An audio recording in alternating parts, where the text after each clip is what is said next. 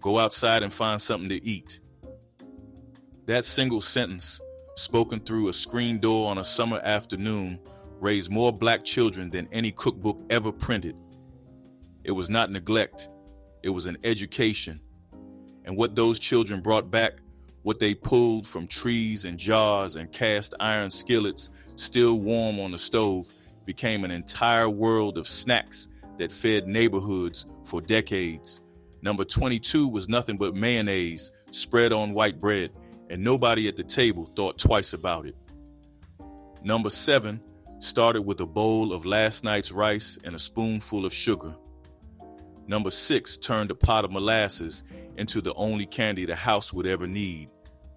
The modern snack aisle replaced all of it with bright packaging and long ingredient lists and called that an upgrade. Hit subscribe, because this is the kind of history that belongs out loud. Here are 25 poor man's snacks black families ate that have disappeared. Number 25, corn dodgers, dense little lumps of cornmeal in water, shaped by hand and fried in a skillet or baked in the oven until the outside turned hard as a knuckle. Corn dodgers were not soft. They were not pretty. They were built to travel. Black field workers carried them in coat pockets and lunch pails because they held together through heat, through sweat, through a full day of work without crumbling. The dough was nothing but cornmeal, salt, and boiling water, pressed into thick ovals and cooked until the crust could tap against the table. Children ate them plain. Adults ate them with whatever was left from supper, dragged through Potlikker or crumbled into a glass of buttermilk. The word itself came from the motion, dodging the hot cakes out of the fire with bare fingers. When sliced bread showed up on every store shelf and sandwich culture took over the American lunch, the corn dodger lost his seat at the table. Nobody needed a pocket-sized block of fried cornmeal when white bread came wrapped in wax paper and cost a dime. Number 24, sugar cane stalks. In Louisiana, Mississippi, and the coastal Carolinas, sugar cane was not a product. It was a fence-line snack. Children pulled stalks from the edges of fields, peeled back the tough outer layer with their teeth, and chewed the sweet fiber until there was nothing left but pulp. There was no processing, no refining. The sweetness came straight from the ground. Black families who worked cane fields for generations knew that the cheapest sugar in the world was the one growing 10 feet from the back door. When commercial sugar became cheap enough to pour from a bag, nobody had a reason to chew a stalk anymore. The fields kept growing. The children stopped reaching for them. The sweetness moved from the ground to the shelf, and something raw and honest about it was lost in the transfer. Number 23, Chinquapin nuts, small, sweet, and hidden inside a spiny burr that pricked every finger that reached for them.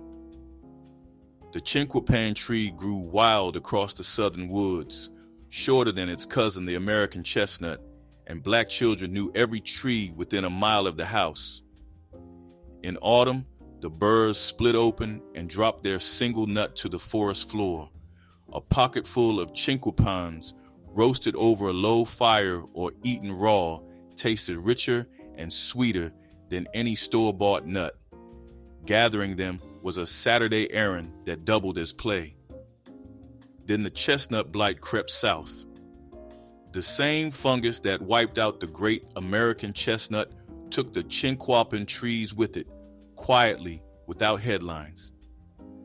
By the time the last generation of children who had gathered them grew old enough to tell the story, the trees were stumps and the nuts were a memory that nobody under 40 believed was real. Number 22, mayonnaise sandwich, 2 slices of white bread and a thick spread of mayonnaise, sometimes a sprinkle of salt and pepper, sometimes nothing at all. In black households across the South and in great migration cities, the mayonnaise sandwich was what children ate after school when the pantry held bread and a jar of Dukes, and not much else. The mayonnaise soaked into the soft bread and turned it rich and heavy. Nobody considered it a recipe. Nobody would serve it to company. It existed in the space between meals, filling the gap when the kitchen had run low on everything except the jar that never seemed to empty. When packaged snacks colonized the after-school hour, the mayonnaise sandwich vanished from the counter without anyone noticing it was gone. Number 21, greased bread. A slice of white bread, still soft from the bag, smeared with a spoonful of warm bacon drippings, saved in a tin can beside the stove, then sprinkled with salt. Some families used sugar instead. That was greased bread. It was not a recipe anyone would write down or serve to company. It was the thing a child ate standing at the counter when there was nothing else between lunch and dinner. The drippings soaked through the bread and turned it translucent at the center. The salt hit hard against the fat. Every black kitchen that saved its cooking grease, and nearly all of them did, had the materials for grease bread at any hour of the day. When the tin can of drippings left the stove, grease bread left with it. Here is something worth saying before the list continues. Every snack so far cost almost nothing. A handful of dried corn, a stalk of cane pulled from the fence line, a smear of leftover grease on a slice of bread. These were not snacks born out of creativity alone. They were born out of a specific kind of American poverty, the kind that followed black families from the plantation into sharecropping, from sharecropping into the Great Migration, and from the Great Migration into urban neighborhoods where the corner store replaced the garden and the hearth. The genius was not in the ingredients. The genius was in refusing to let poverty mean hunger. Every grandmother who handed a child a piece of grease bread and a glass of water was solving the same problem her grandmother solved before her. And when the modern food industry arrived with its bright packaging and cheap substitutes, it never solved that problem better. It just made people forget who solved it first. Number 20, persimmon leather. Wild persimmon trees grew across the rural South, and black families knew exactly when to pick them.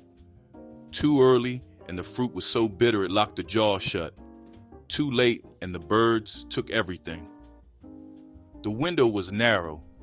When the persimmons were ripe and soft, nearly collapsing in the hand, they were mashed, spread thin on wooden boards or sheets of wax paper, and dried in the sun or low oven. What came out was a dense, sweet sheet of fruit leather that kept for months without refrigeration. Children tore strips off and chewed them like candy. There was no recipe. Every family did it a little differently. When grocery stores started carrying fruit snacks in plastic pouches, the persimmon trees kept growing. Nobody picked them anymore. Number 19, ash cakes. Before there was an oven in the house, there was a fireplace. And before there was a skillet, there were ashes. Ash cakes were cornmeal dough mixed with water and a pinch of salt, shaped into flat rounds and buried directly in the hot ashes of a dying fire. The ashes clung to the outside and formed a crust that sealed the heat in. When the cake was pulled out and brushed clean, the inside was dense and slightly smoky, with a char flavor that no modern kitchen can reproduce. This was cooking that predated Black freedom in America. Enslaved families made ash cakes because they had no cookware and no time. The technique survived emancipation and carried into sharecropper cabins across Mississippi, Alabama, and Georgia, where a fireplace still did double duty as stove and heater. Grandmothers who grew up in the 1930s and 1940s remembered the taste of ash on cornbread as the taste of their own childhoods, and some kept making them long after a gas range sat in the kitchen because the oven version never tasted the same. The ash cake asked for almost nothing: cornmeal, water, fire, patience. It gave back a meal that carried a family from sundown to sunrise. When fireplaces became decorative and kitchens became electric, the ash cake had no surface left to cook on. The technique died with the last generation that trusted an open flame more than a thermostat. Number 18, butter and sugar sandwich. 2 slices of white bread, a smear of butter, and a heavy pour of granulated sugar. Nobody pretended it was nutrition. It was what children ate when the kitchen had nothing else to offer between meals. The sugar crunched against the teeth. The butter held it in place just enough to keep it from pouring out the sides.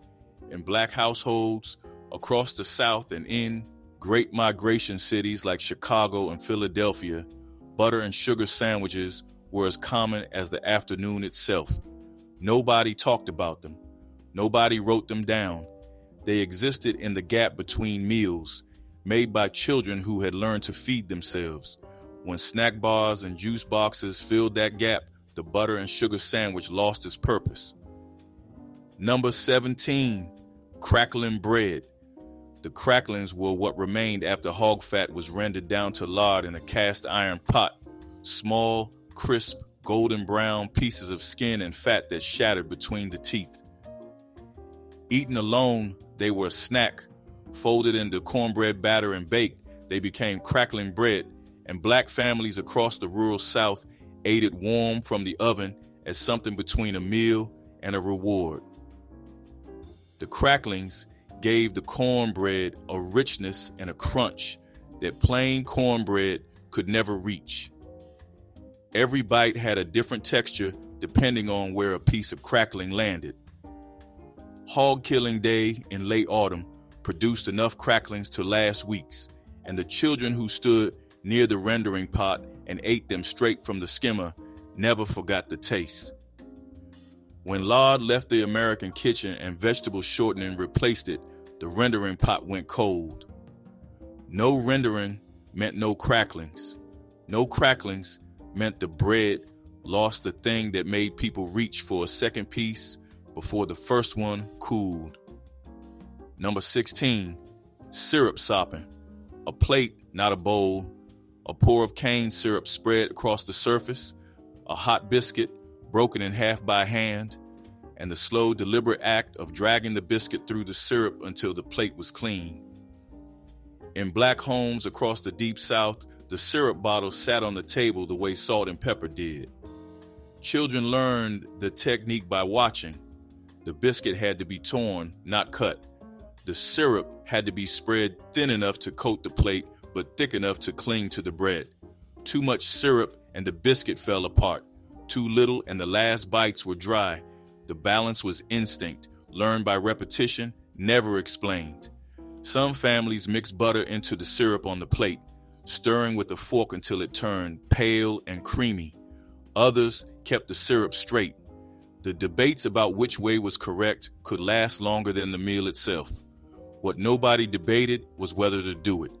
Every table in the rural black South had seen a plate of syrup sopping at some point during the week. When pancake syrup replaced cane syrup in most pantries, the flavor changed and the ritual lost its center. Pancake syrup was thinner, sweeter, and lacked the iron dark depth of cane.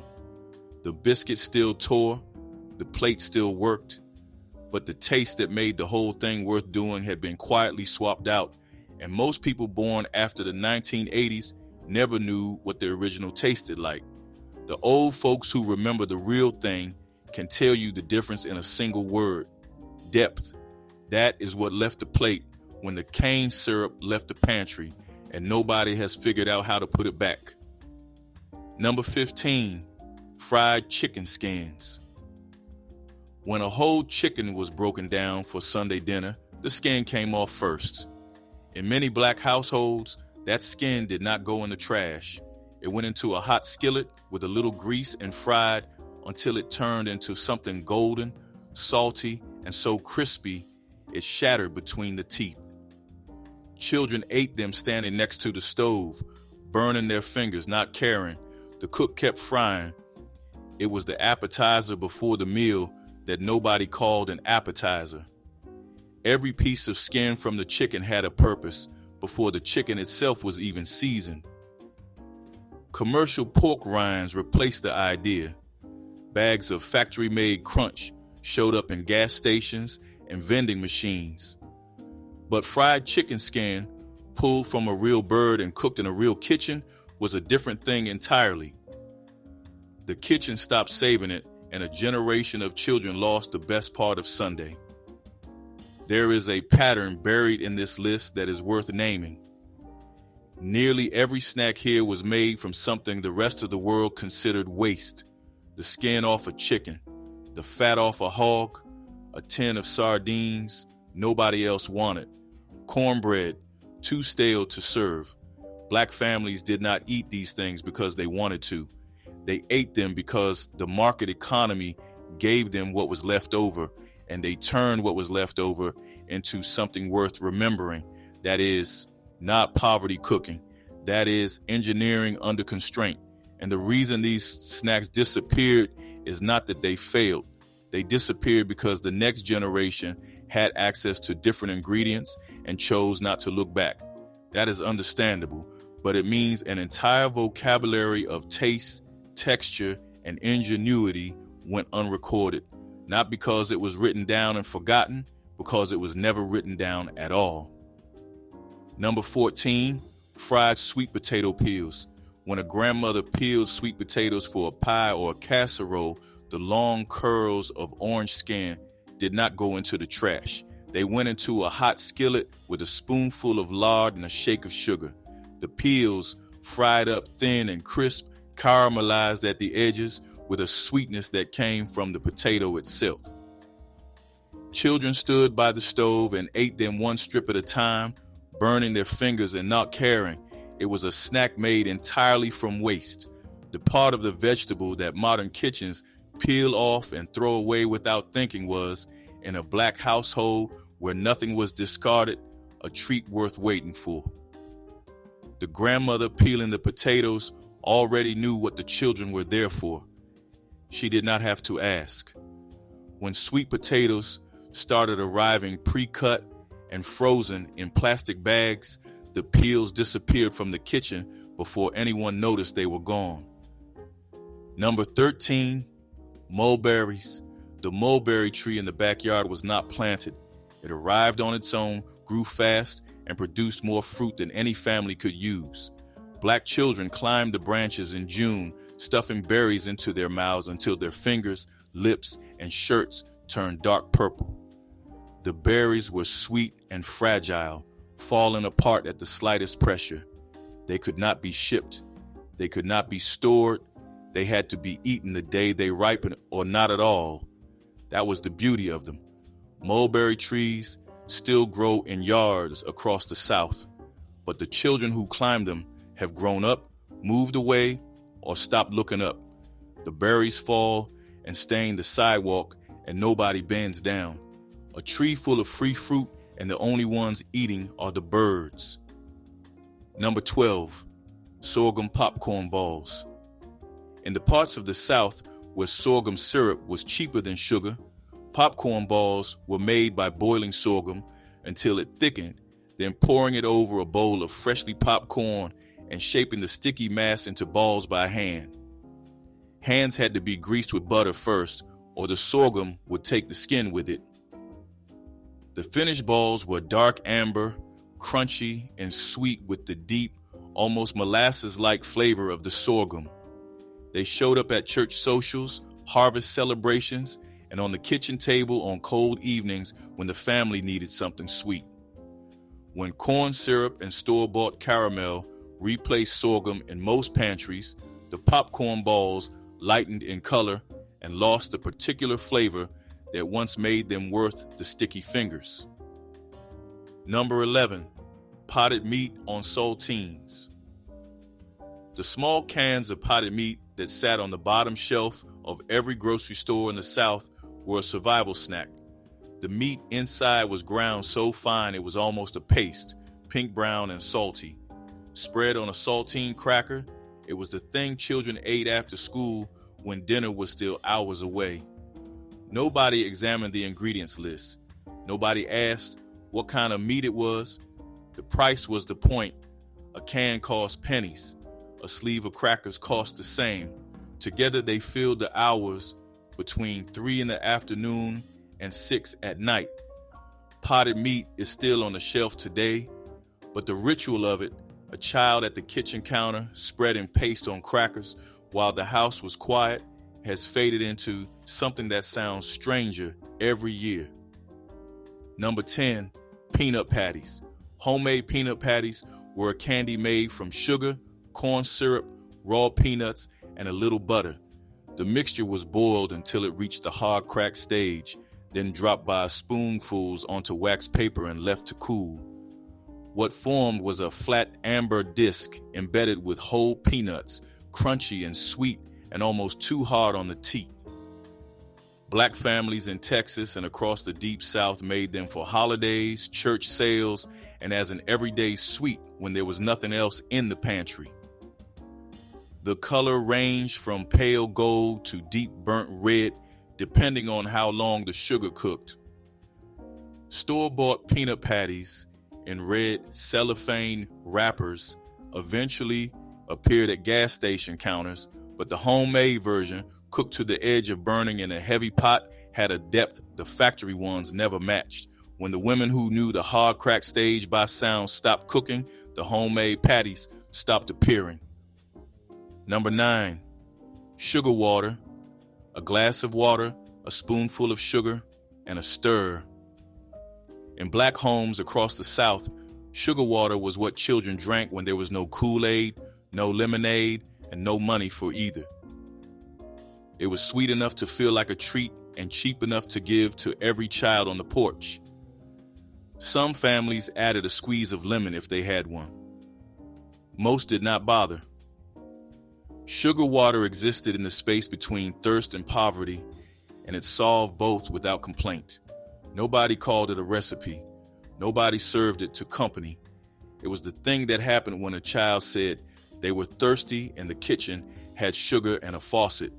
It sounds almost too simple to qualify as something that could disappear, but juice boxes and sports drinks filled the glass, and nobody poured sugar into water again. Number 8, Maypops. The Maypop vine grew wild along fence rows and roadsides across the southern states, and black children knew it by the sound it made when stepped on. The ripe fruit, about the size of a hen's egg with a wrinkled yellowish skin, popped underfoot with a wet crack. But the ones picked before they hit the ground held a surprise. Inside the tough rind was a pocket of seeds wrapped in a fragrant, jelly-like pulp that tasted tropical, tart, and sweet at the same time, nothing like anything else that grew in the South. Children tore them open and sucked the pulp straight from the shell. Nobody cultivated them. Nobody sold them. They were there for anyone who knew where the vine grew. When roadsides were mowed and fence rows cleared, the vines retreated, and the children who once hunted for them found other things to eat. Number 7, fried hand pies. Leftover biscuit dough or a simple flour and lard crust rolled thin, filled with whatever dried fruit the pantry held. Peaches or apples that had been put up the summer before, folded into a half moon and dropped into a skillet of hot lard. The edges sealed themselves in the heat. The crust blistered and turned golden. The filling inside went soft and molten, hot enough to scald the roof of a mouth that bit in too soon. Black mothers made fried pies because the fruit was already preserved and the dough cost almost nothing. A batch of 6 could come together in less time than it took to heat a full oven, and the skillet was already hot from breakfast. Church suppers, family reunions, front porch visits, all of them had a plate of fried pies somewhere on the table, wrapped in wax paper or piled on a dish towel. Every family had its own recipe, and the differences were small but absolute. Some used peach, some used apple, some added cinnamon, some did not. The arguments over whose mother made the best fried pie could last decades without resolution, because resolution was never the point. The point was that every family had one, and the pie proved it. When commercial snack cakes filled the gas station shelves and frozen turnovers arrived in the grocery aisle, the fried hand pie lost its occasion. It needed a skillet, hot grease, and someone willing to stand over it. The packaged version needed nothing but a wrapper pulled open with one hand. Convenience won, the way it always does, and the hand pie retreated to the reunion tables of families old enough to remember what the kitchen smelled like when the lard was right. Every one of these snacks carried knowledge that was never printed on a card or filed in a box. The knowledge lived in hands. It lived in the timing of when to pull a sweet potato from the coals, in the sound of sorghum reaching the right temperature, in the instinct of how much buttermilk was enough. That knowledge, transferred the only way it could, by a child standing close enough to watch and old enough to remember. When the generations separated, when grandchildren moved to apartments without back porches and kitchens without cast iron, the transfer stopped, not because anyone refused to teach, because the distance between the teacher and the student grew wider than a recipe could cross. Number 6, molasses, pulled candy. A pot of molasses, a lump of butter, and a spoonful of vinegar, boiled until a drop in cold water turned hard. Then the work began. The hot candy was poured onto a greased surface, and as soon as hands could bear the heat, it was pulled. Stretched between two fists, folded and pulled again until the dark mass lightened to pale gold and stiffened into something glossy and brittle. Children watched the transformation the way they watched a fire change color. The finished candy was twisted into ropes and snapped into pieces that cracked between the teeth and tasted of deep burnt sugar. Every grandmother who made pulled candy had scars on her fingers from the work. When store-bought candy became cheap enough to hand out by the bagful, nobody stood over a boiling pot anymore. The pulling stopped, and the pale gold ropes stopped appearing on kitchen tables. Number 5, Dewberries. They grew low to the ground, tangled in thorny vines along ditches and fence rows, and ripened weeks before blackberries. Dewberries were smaller, softer, and sweeter, and they stained everything they touched a deep violet. Black children picked them barefoot, filling coffee cans and syrup buckets while dodging the thorns and the occasional snake. The berries were eaten by the handful, warm from the sun, or brought home for cobbler if enough survived the walk back. Nobody planted them. Nobody watered them. They were free food that announced itself every spring by turning the roadsides dark with fruit. When fields were sprayed and ditches mowed, the vines retreated. The berries still grow in the wild patches that remain, but the children who once knew every bramble by heart have stopped walking those edges. Number 4, peanut butter and sorghum syrup. A plate, not a bowl. A scoop of peanut butter on one side, a pour of sorghum syrup on the other, and a biscuit or a piece of bread for dipping. The peanut butter was stirred into the syrup at the table, slowly, until the two formed a thick, swirled mixture that was part candy and part meal. In black homes across the Deep South, this combination was an after-school staple. The sorghum gave it a molasses depth that white corn syrup never had. Children dragged bread through the mixture until the plate was clean. When sorghum syrup disappeared from most pantries, replaced by cheaper commercial syrups, the combination lost its anchor ingredient and its taste. The plate sat empty on tables that had once known better. Number 3, cinnamon sugar toast. A slice of white bread toasted in a cast iron skillet with butter until the bottom crisped, then dusted with cinnamon and sugar while it was still hot enough to melt the coating into a thin glaze. Cinnamon sugar toast was the morning snack, the after-dinner sweet, the thing children asked for by name. The sugar dissolved into the butter and turned into something close to a pale caramel. The cinnamon burned faintly on the tongue. It was made in every black kitchen that had bread, butter, and a jar of cinnamon on the shelf. The commercial cereal brand that borrowed the name turned it into a box of flavored squares. The original, made in a skillet by a mother who did not need instructions for something this simple, was better by every measure. Number 2, biscuit leavings. When a grandmother cut biscuits from a rolled sheet of dough, there were always scraps, odd shapes, thin strips, pieces too small to rise into anything worth calling a biscuit. Those scraps did not go back into the bowl. They went straight into the hot skillet with a little grease and fried until they puffed and turned golden. Children hovered near the stove waiting for them. The leavings were crispier than a biscuit, chewier, saltier from the grease, and gone in seconds. They were the cook's payment for the labor of making biscuits, shared with whoever was close enough to reach. When canned biscuits replaced scratch biscuits, there were no more leavings. The dough came pre-cut, nothing was left over. The reward for standing at the counter and watching the rolling pin disappeared along with the rolling pin itself.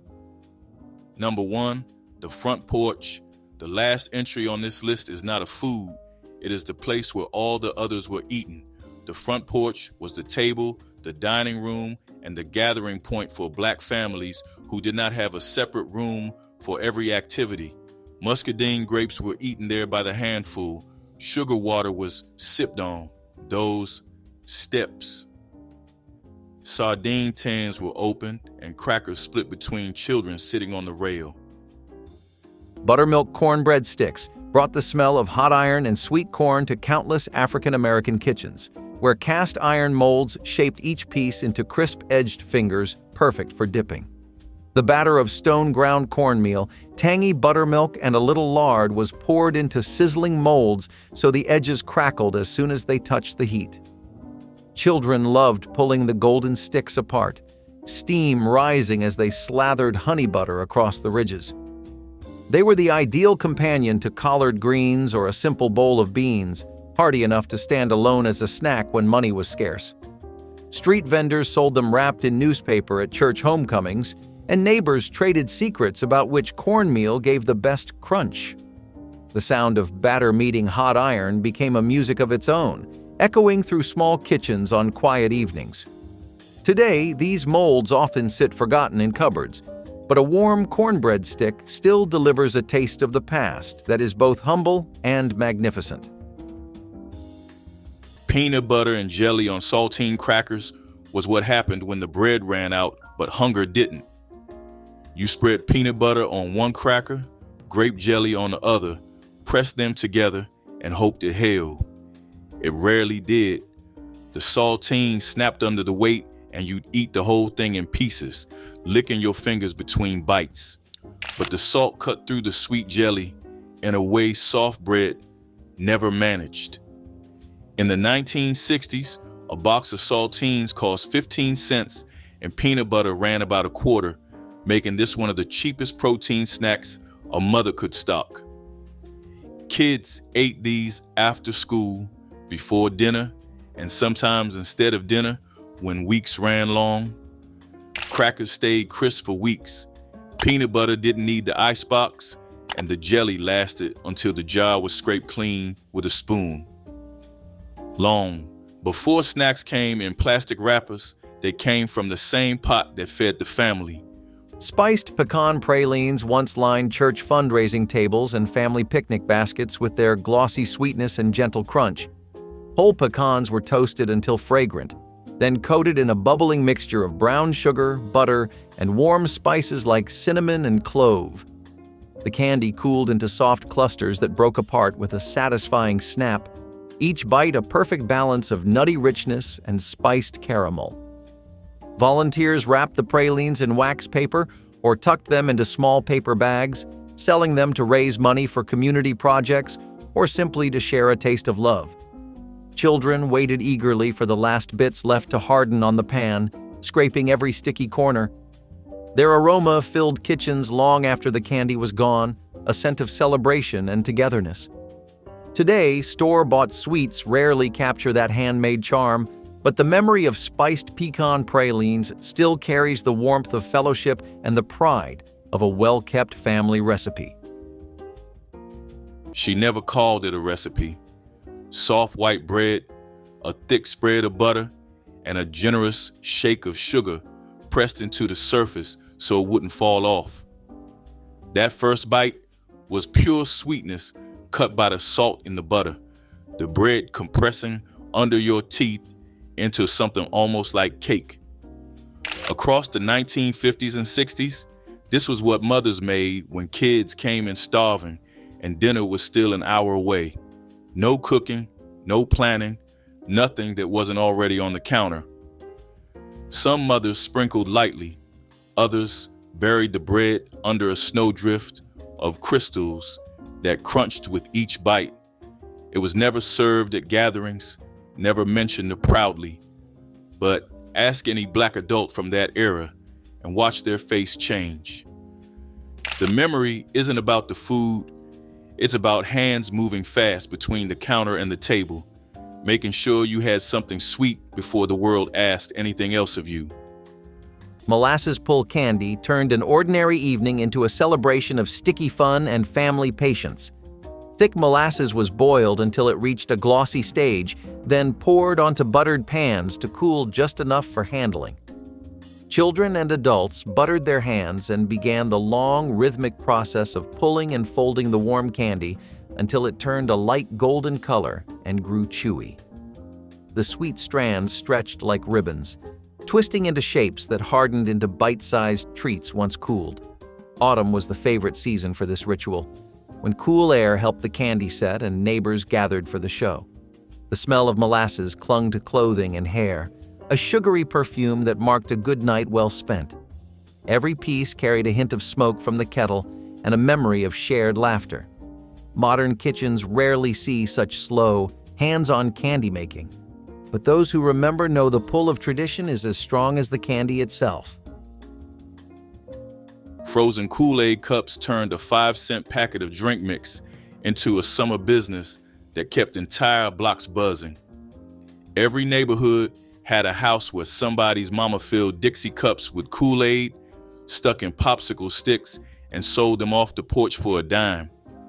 Cherry was the best seller, grape ran second, tropical punch was for the bold. You mixed it stronger than the packet said, doubled the sugar, poured slow so the stick stayed centered while the cups froze overnight. By noon, kids lined up on the sidewalk with coins earned sweeping porches or returning bottles. The trick was peeling the cup without breaking the ice. Squeeze just right, let the edges give, pull the paper down in one strip. Some bit straight through, others licked slow, letting the color stain their lips purple for hours. It was a childhood economy built on sugar, ice, and 5-cent packets, and every kid on the block knew exactly which house had the coldest cups. Hot water. Cornbread fritters were the quick answer to hunger when a hearty snack was needed before supper or after school. Cooks stirred boiling water into seasoned cornmeal, forming a thick dough that could be shaped into small patties with a spoon. Dropped into a skillet of hot bacon drippings, the fritters sizzled and browned within minutes, filling the room with a toasty aroma that made waiting difficult. The crust formed a crisp shell while the inside stayed tender and warm. Children often burned their fingers snatching them from the pan before they cooled, eager to taste the smoky corn flavor. These fritters paired perfectly with a drizzle of cane syrup or a slice of fresh tomato when gardens were plentiful. They proved that simple ingredients and a hot stove could create pure comfort faster than any fancy recipe. Today, the memory of that first crunchy bite still lives wherever people remember the sound of cornmeal meeting hot iron. Cinnamon sugar toast was the first snack most black kids learned to make alone, standing on a chair to reach the counter. The bread had to be white and soft enough to hold the butter without tearing. You spread it thick all the way to the edges because bare corners were unacceptable. Then came the cinnamon and sugar from a jar that lived next to the stove, the ratio known only to whoever filled it. The toast went under the broiler, never in a toaster. And you watched through the oven door until the sugar bubbled and the edges turned dark gold. You ate it standing up, burning your fingers, licking the grit off your thumb. It cost pennies, took 3 minutes, and the smell alone could pull every kid in the house out of hiding. Nobody sells it, nobody orders it, but that smell takes you straight back to a kitchen where the oven was always warm. Sweet potato tea cakes were once the pride of community bake sales and Sunday socials, a simple cookie that carried the fragrance of home in every bite.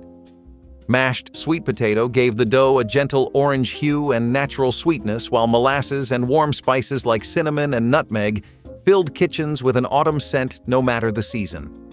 Grandmothers stirred the batter with wooden spoons worn smooth from years of use, passing quiet wisdom to the children who helped scoop each round onto greased pans. The cakes baked into soft, slightly chewy circles that could be eaten plain or brushed with a thin sugar glaze if the family had a little extra. Churchgoers wrapped them in brown paper to sell for mission fundraisers, and travelers carried a few in coat pockets for long train rides when cafe prices were too high. Today, their memory lingers mostly in handwritten recipe cards tucked inside family Bibles. Tasting one now would be like opening a window to the warmth of a kitchen filled with laughter, hymn humming, and the sweet comfort of community spirit. Crackling bread was born on hog killing day when families rendered lard from pork fat, and the crispy bits left behind, cracklings, were folded straight into cornbread batter. The cracklings gave the bread a crunch plain cornbread never had, little pockets of salt and pork fat that burst between your teeth. This wasn't something learned from a book.